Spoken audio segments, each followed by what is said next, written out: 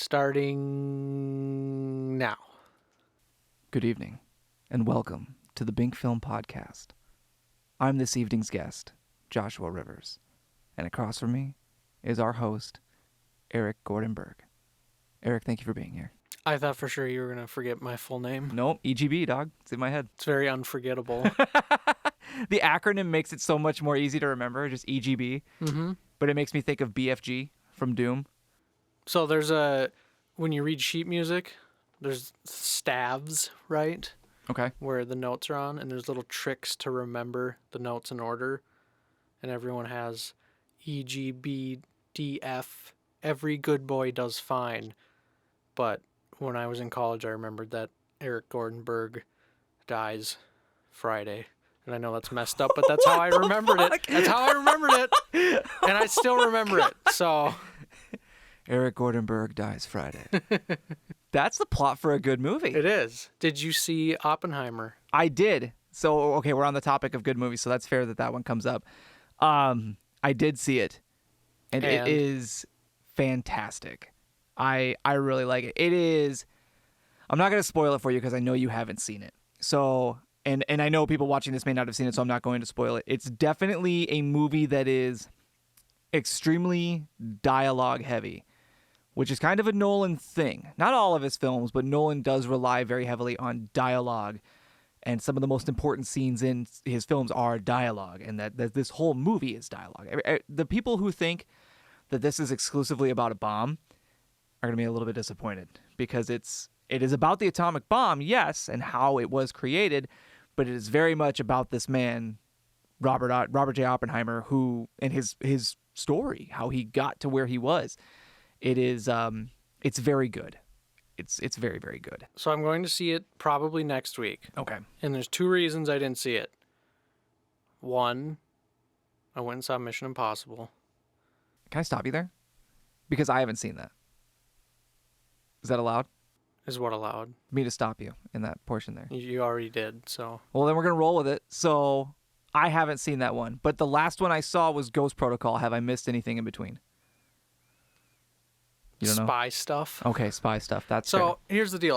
I love the Mission Impossible movies, but mostly because I have a huge man crush on Tom Cruise. That's fair. And I would like to go on record saying, right, to all of you, that when I was younger, right, Last Samurai, Yes, sir. War of the Worlds, That one was good too. loved Tom Cruise, and everyone laughed at me. You all laughed at me, and now everyone loves Tom Cruise.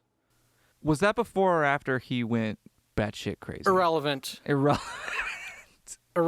Irrelevant. So my point is, when you were seeing Oppenheimer, I was supporting my boy Tom Cruise. Okay, well, I was supporting my boy Matt Damon. Why wouldn't you support Robert Downey Jr.? I support the cast list of that movie is far too big. So you're capable of supporting all the actors. I'm only capable of supporting one, which is actually, that's very true, because Tom Cruise is so great that I have to devote all of my support into him, whereas you can divide it up against, ooh, Matt Damon. I wonder if his daughter thinks the same as you about him, about how awesome he is. Is that like his personal drama or something? Because he hasn't seen her in forever. How do you know that? Isn't that part of his drama? I have to Google that. You don't even know? Can we Google that? You're just spreading things on here? I thought he was People like you are the reason that you don't like Tom Cruise, okay? He's nuts. You're just spreading stuff. No, he's nuts. You just said you don't even know. I know that there's a story between him and it was Nicole Kidman, right? That was his first wife? I don't care What do you who mean you his don't first care? wife was. I like What? Tom Cruise, not his personal life. That's why him jumping on a couch doesn't bother me. Yeah, man. Epstein was great for film, minus the fact that, that whole thing. Okay, so anyway, the second reason that I saw Mission Impossible has to do with my membership at the movie theater, okay? Okay. So if you know, some theaters have like a rewards program where Okay. you get free tickets and concessions and things. So it was like $12 a year. Okay. And you get all these points, free drinks, popcorn, tickets, all this stuff. It was actually like really cool. And I go to the movies a lot, probably maybe twice a month sometimes. And one day I went in there and I went to use one of my free tickets, and they're like, "Oh, you actually can't use that on this movie because it's a new release. You have to wait 2 weeks for new releases." So That's kind of whack. they changed their policy, right? Okay. Because they know if you have those free tickets, you're going to come back and then you're going to spend $45 on a popcorn and a drink, right? Yes. Whereas if you use it on just the good movies you want to see, you're only paying for it once. But they know you're going to come in, and if you're cool, you'll see Mission Impossible, right? And then you'll come back again to see, Oppenheimer or whatever. I'd like to just point out that I understood that was a low, snap at me for seeing Oppenheimer and not Mission Impossible. I caught that. I want you to know that I caught that. So I want to segue into what's terrible about seeing movies now while we're on this topic. You've got some real beef against movie theaters. I do, because I love going to the movies, and Oh, we can tell. people ruin it, right? Okay. Here's what I mean. What was the last horror movie you saw in theaters? Oh my gosh. Okay, forget that. Hereditary. Okay, so that was what, like 5 years ago probably that came out? No, it was 2021 Are you sure? or 2020. I think it was like probably 2017. It couldn't have been because I was living in Minnesota at the time. Maybe it was 2018, Well, whenever it 2019. came out. You cannot see a horror movie on opening weekend. Okay. 2018. I was off by 1 year. I go to the movies a lot. You did say 5 years. Okay, I did. I said 5 years. God, it has been 5 years. Gross. Continue. So, anyway, if you go to a horror movie on opening weekend, the entire audience is 17-year-old girls. Okay. Okay? And the problem with that is they're not there to see a film. They're there to, it's so scary. So you're right? an elitist. No. I want to go to a movie and not hear you giggling behind me for 2 hours. I understand that. I want to go to a movie and not see your phone screen for 30 minutes of the movie. That's That's fair. it. That's all it is. Okay. I don't care. Understandable. I don't care who you are or why you're there, but if you're not there to watch the movie, you're ruining the experience for everyone else. You know what movies I found to be worst for that? Like the worst offenders, like their crowds were the worst offenders of that, was the Marvel films. And I enjoy the Marvel films. I don't think they're the greatest thing since sliced bread. Like, I'm not one of those. I got to stop saying like. I'm working on that. I noticed that after our first episode, and I'm going to do this for you. I'm going to lay off the L word. The main thing I noticed is that their crowds are the most rambunctious, rowdy. When someone comes on screen, it's, oh my God, it's Thor! Thor! There was a guy. I mean, it is Thor, you know? Did you hear that, or was that me? I did. I was pretending I didn't, though. Okay. I'm way too easily distracted. I really thought it was my phone for a second. The Marvel kids can be similar, but they're not as bad as the horror movie people. So when I saw Infinity War, there's this group of boys just talking the whole movie. Like they're hanging out at home on the couch watching it. Right. And when you got to the end of that movie, I will never, ever forget this experience in the movie theater. When everyone gets dusted in the movie, spoiler alert, Yeah. Spoiler alert. dead silent. Every single one of those kids was just like, Ripped up from watching their superheroes turn and into it was a fucking sandbox. amazing. It was amazing. I'll never forget that because that scene was so powerful that even those bratty kids they had nothing to say. They were just in shock from what they were seeing. So I have a really good one. You're going to love this. I went and saw Episode 7, Star Wars, when it first came out, no less than I think 5 or 6 times at the movie theater. I loved it. And I'm going to get a lot of hate for that. I know it's bad in hindsight because of what Episode 8 and 9 became, but at the time, Episode 7 was... I really thoroughly enjoyed it. There's a scene in Episode 7 where Rey opens up a box and there's a lightsaber in it. It's Luke's lightsaber. I believe it's actually Anakin's old lightsaber. And then I'll just insert real quick. And you're like, How did they get the lightsaber? I'm sure we'll find out. And we never do. Continue. But we have 5 episodes where I could go in on the Star Wars series. Don't get me started. But all good and bad. Don't get me started. So she opens this. The theater is dead silent. You could hear a pin drop. She opens this box, and the camera pans over, and there's the lightsaber. And this dude, probably 5 or 6 rows up from me, says quietly, but loud enough that the whole theater heard it. In this scene where it is dead silent, camera pans over the lightsaber, and he goes, "It's a fleshlight." And everybody, myself included, I'm like, God damn it, man. It was perfectly timed. And I wanted to be angry, but I could not stop myself from laughing. That's probably why I went and saw it so many times after that, is I was like, fuck, man, I gotta see that scene with the intensity that the director intended it for. When something like that happens, that scene, you will never see it that way. Never. I had something similar, not nearly as funny. Do you remember the movie The Book of Eli? Yes. I went and saw this with my friend Corey. I was pleasantly surprised by that film. Yeah, I liked that movie. And the very beginning, I think it was Denzel Washington's character. I can't remember, it was so long ago. He's like hiding in the woods hunting. And it's like a little fox or a wolf or something comes walking out. And he's just laying there with his gun. And he's like about to shoot. And the movie gets super quiet. And this guy sitting near us, I can still hear it. He just went, "Got him."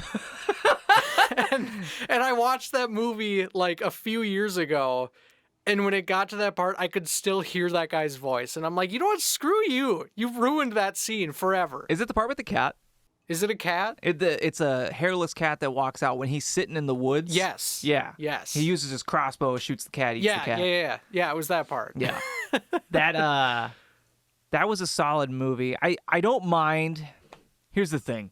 I understand some movies are geared towards kids and are geared towards families, and you know that going into it, right? Like, I don't mind the Avengers films necessarily having those folks in them, because I know it's a good time.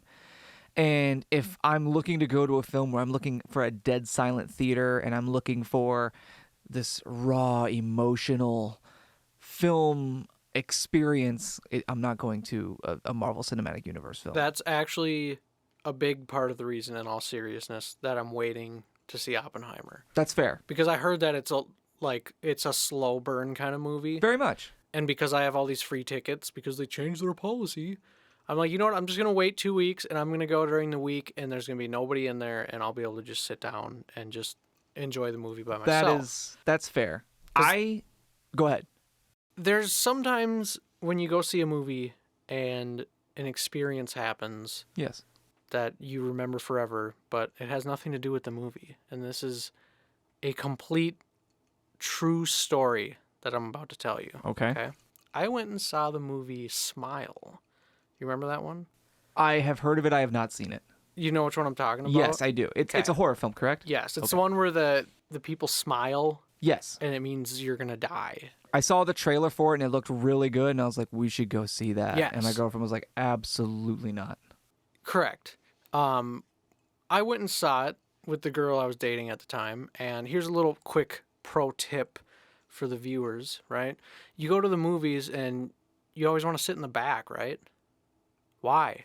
I don't. I sit wherever they let me. It seems like a lot of people like to sit in the back whenever I go. I could care less where I sit. I hate sitting in the back because you get to see every single phone screen that pops up throughout the movie.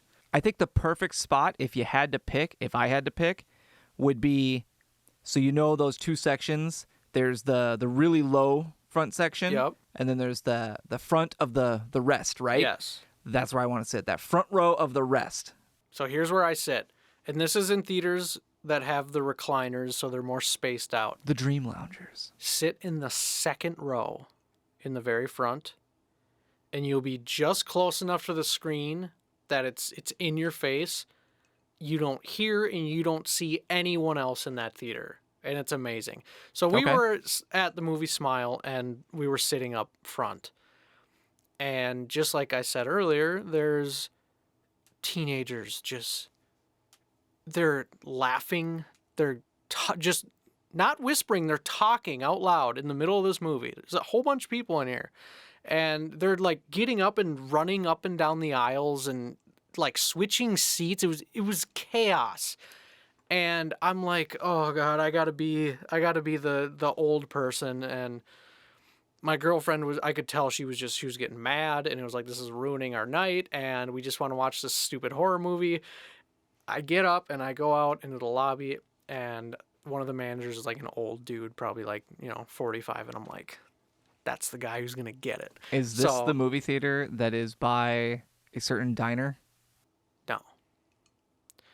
So I go up to him and I say, hey, really hate to be this person. We're in this theater. There's a ton of kids running up and down the aisles, doing all this stuff.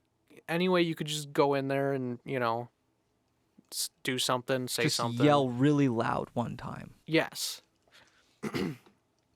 So he looks at me like he's been waiting for this moment. He's like I didn't even finish what I was saying, and he started backing away from the counter. He's like, I got you, right? So he even said, I'll wait a minute for you to go back in so they don't know it was you. So I go in there and I'm like, I don't really care if they know it's me, but whatever. This guy's a gangster. Yeah. So I go in there and I sit down and I lean over and I'm like, he's going to take care of it. And I'm sitting there and I'm just, kind of, and I see him, he comes in like all crouched and he goes up and he sits down like as if he's watching the movie. And I lean over and I'm like, he just sat down. He's blending in. And I'm like, yes. He's blending in. Yeah. Like he's going to scope it out. And we're watching the movie and I look back over and he's talking to the wrong group. Oh no. And I'm like, no. And I could just sense her rage just like increasing, right? It was them. It was them. Yeah. So he ends up leaving and it's super quiet when he comes in, and for about 30 seconds after he leaves, and the kids back up to my left just start going nuts again. Damn it. And we just kept watching the movie. We knew it was getting close to the end, and it was getting worse and worse, and we're at like the climax of the movie, and it's just, you can't even focus on it, and I can see her in my peripherals like going, just like... ready to scream. I don't know what happened, but the next thing I knew, I was standing in front of those kids. Oh my God. I had enough. I got up. I stormed over. I walked up the stairs. And I was in front of them. And what I was going to do is just stand there for a second and try and spot who it was. But of course, as soon as I went up there, they all just... Dead silent. So I was so mad.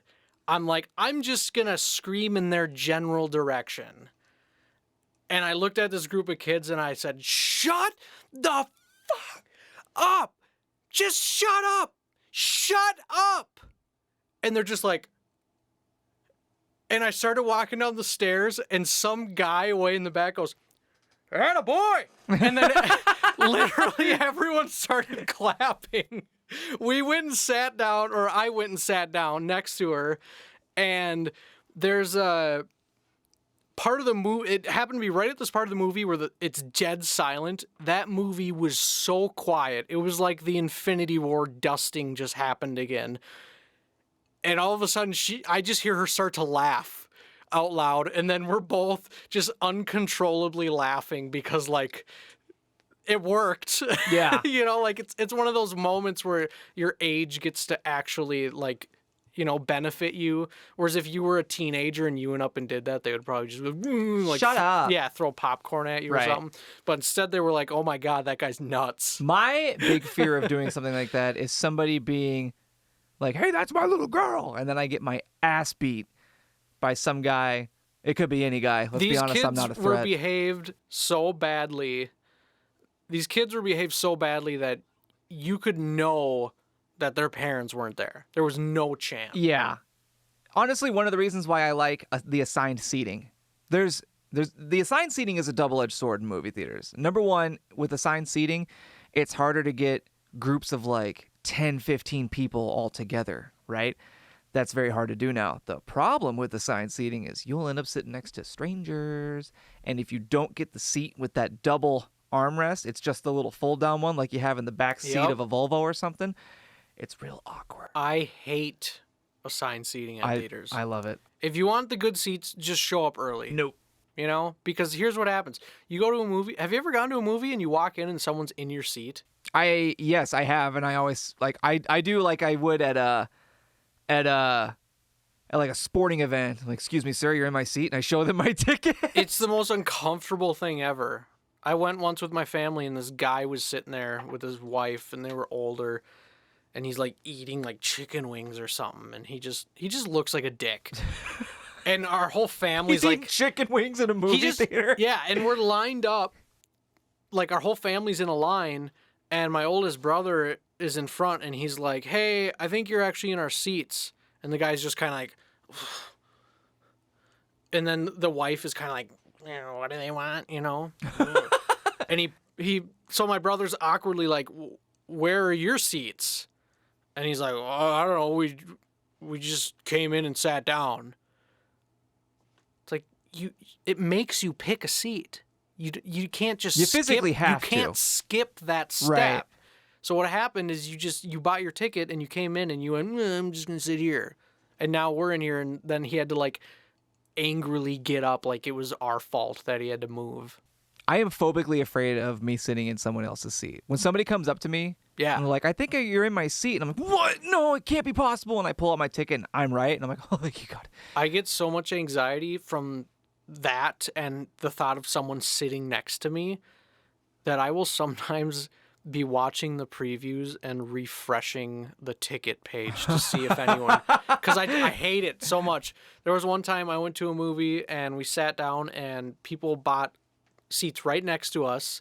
There was other places to sit, and this guy sits down and he just reeks like cigarettes. Ugh. So bad. 5 minutes into the movie, I got up and moved over to the other side. Like, That's the beauty of an even, empty theater. I didn't even care if he knew. I'm like, dude, you smell. I'm sorry. It happens.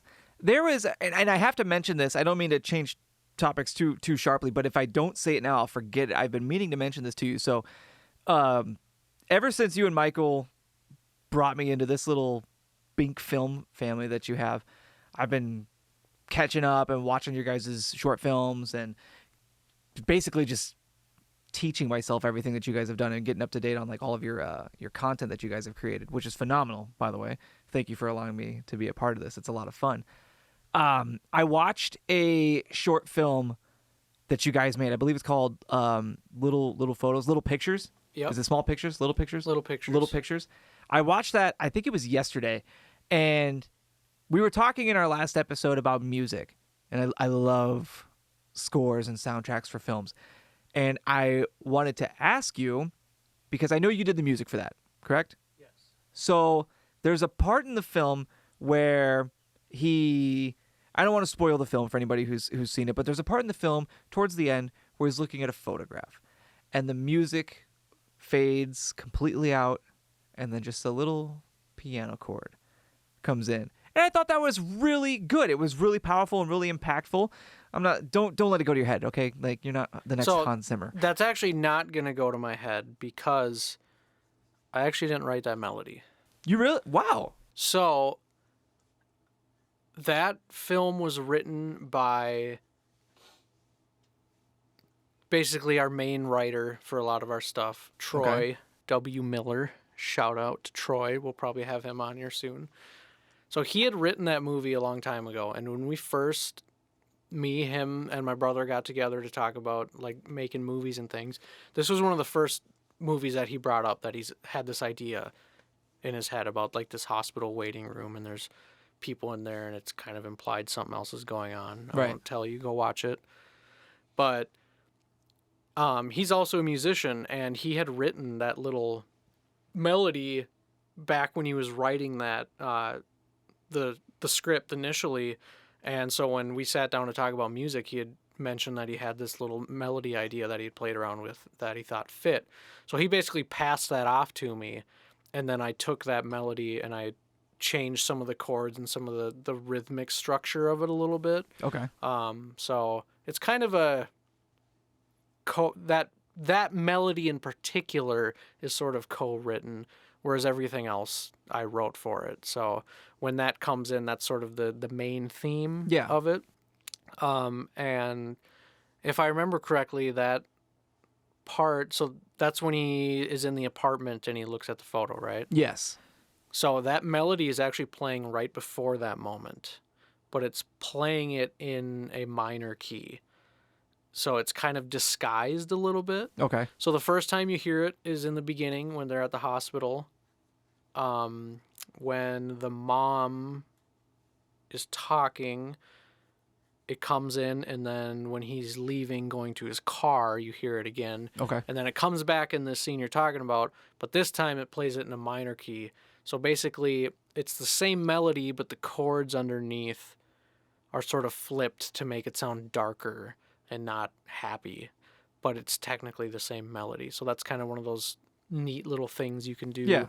Because a lot of that stuff is it's all just like relativity, you know? Like if you go on a piano and you hold one note, is that note happy or sad? Well, there's not enough context to tell you. You have to play another note. If I play this note and this note, now it's happy. If I play that same note and this note, now it's sad. If I do these two, now suddenly it's creepy, right? So by changing the harmony that's happening under the melody, it changes the context of it while still being familiar. And then when it switches, when he starts talking and you realize what's going on, then those major chords come back in and it totally flips it. Well, kudos to both of you then, because I thoroughly enjoyed it. I liked the film itself. I thought it was really good and I enjoyed it. But that was one thing that I wanted to mention to you because, like I mentioned, I really appreciate music, and that was something that stood out to me. And it's funny you mentioned the chords of a piano. Is it happy? Is it sad? Is it scary? No one knows. And it makes me think of you've seen the movie Up, correct? I haven't. You haven't seen Up? No. Have you heard the main theme for Up? That do do do do do do do do do do. I don't think so. That's the animated one, right? Yes. Yeah. That song is used at different speeds, and it completely changes the emotion of the song. At full speed, it's a happy, busy song. You would listen to this while a guy was smiling, reading a newspaper, walking down the street, and then they slow it down, and you're thinking this is something they would play at a funeral, and it's heartbreaking. Yep. So really interesting to hear you point that out. And without having seen that or heard it, I guarantee that some of the chords were changed as well to get that point across even more. So shameless plug time. If you wanted to watch the film in question, it is called Little Pictures. You can find it on the Binc Film YouTube channel. Do yourself a favor. Check it out. Give it a like. Give it a subscribe. Same thing every other cheesy YouTube personality out there says. Shameless plug. Please do it. Please do it. Please do it. So before we wrap things up, okay, I wanted to tell you, or ask you rather, tell you? If this involves another banana, I'm leaving right now. I'll put the headphones down and I'll leave right now. No banana. Okay. The banana's once per guest. Okay. Can we call me a guest at this point? Is this a regular thing? I don't know. Am I invited back? Like, how do you get in the club? Or... I don't know, but you're not getting benefits or anything. Okay, that's fair. So anyway, guess what I watched? The Whale. The Whale? It was that movie I recommended to you last time we talked. Oh, no, it was the other one. Nice to know you don't fucking listen. I forgot. Of course. I was kind of drunk. Oh, really? We couldn't tell. Making out with a banana. But what did you watch? Oh, I was sober at that point. No, you weren't. I refuse to believe that. I won't hang out with you if that was true. Lights Out. Really? What'd you think? I didn't finish it. Damn it. Then why are we talking about it? I just thought you would be happy. Not because I didn't like it. I'll probably finish it tonight. How far into it are you? I got like 20 minutes left. Bro, what in the... Oh, I thought you meant 20 minutes in. I was going to be like, what the fuck, dude? No, I like to have the TV on when I go to bed. Sure. Problem is, I fall asleep super fast. Okay. So if I watch a movie when I'm going to bed, it'll take me like 2 weeks to finish it. Would you say it's Lights Out? I would not say I'm sorry. I would not say it's Lights Out. Okay. I enjoy it though. It's It definitely still has some of those horror things that are like, this movie's terrible. Oh yeah, absolutely. It's cliche. But it's more in the realm of like, I enjoy watching these. Yeah. Like guilty pleasure. Yeah, absolutely. Like Vikings, right? Did you ever watch that show? The show? No, I want to. It's on my list. It looks so interesting to me. It's so mediocre, but I love it so much. It's like the first few seasons are like pretty solid, and then it just kind of nosedives, but I just like it. I don't know. That's fair. That's fair. But yeah. So that's our homework before we sit down next, is I have to watch Mission Impossible, you have to finish Lights Out and watch Oppenheimer. Why do I have more homework than you? Well, because you didn't finish the last assignment, so. What was your last assignment? Don't remember. I know it's hypocritical, and I know. What was that question you asked about whether or not you were going to be back on here again? Does this change the answer? Well, it depends on what the answer is. You don't know what the answer is. We'll talk offline. Offline? Offline? Is that still a thing? Is that not a thing? We're offline right now. No, we're not. This is absolutely not offline. We're on the internet right now? Well, I mean, we are now. I'd like to take this moment to thank all of you around the world who have been able to watch and listen to this. I am Joshua Rivers. This is Eric Gordon Berg and our producer, Michael Berg. You can find Eric Gordon Berg on all social platforms, Facebook, Instagram, TikTok, etc., with the handle Michael Gordon Berg. You can find our producer, Michael Berg. What? Now, What? What was wrong with that? Michael Gordon Berg. Eric Gordon Berg. Shit. Eric Gordon Berg. That was very good, though. It was very good. Yeah, you got a guide right there. Oh, yeah. Eric Gordon Berg, Michael Darwin Berg. That's your handle on all socials? Okay. We have too many names. Well, we're going to wrap this up. Okay, well, real quick, just let me explain. If you do Eric Berg, there's this super famous weight loss doctor. And if you do Eric Gordon, basketball player. Okay. So it's not because I'm like J.R.R. Tolkien or anything like that. It's because it's my only option. It's either that or I have to make up a name. I'm going to have you address that in one of the future episodes. Okay, sounds good. Okay. Well, this has been fun.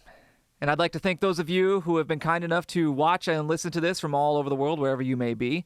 You can find us all over social media. Our lovely host here can be found on all forms of social media with the handle Eric Gordon Berg. That's on TikTok, Instagram, Twitter, etc. Our lovely producer, Michael Berg, can be found at Michael Darwin Berg on Facebook, all sorts of social media. You can just find us everywhere. You can find myself on TikTok at the handle Stop That Rivers, and soon to be coming to Instagram. I will update you guys as soon as I get that, as well as Facebook. So thank you again for watching. Thanks for tuning in. Thanks for listening. And we'll see you the next time.